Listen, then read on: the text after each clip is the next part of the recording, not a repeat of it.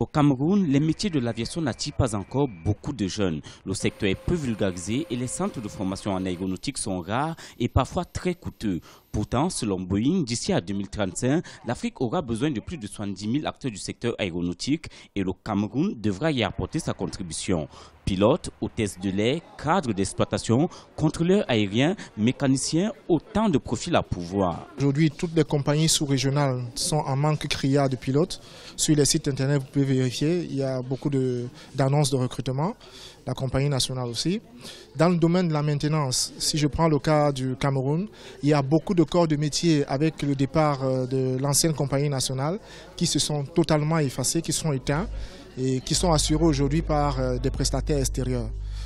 Donc quand on voit dans le domaine des hôtesses de l'air, de l'équipage, dans le domaine de l'équipage, il y a également une forte demande.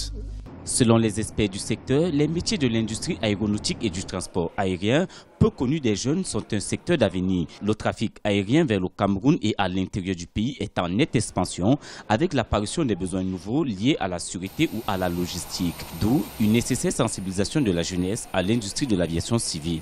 Le monde ici chez nous a toujours vu considérer les métiers de l'aviation avec un regard lointain, inaccessible, alors que c'est tout à fait le contraire.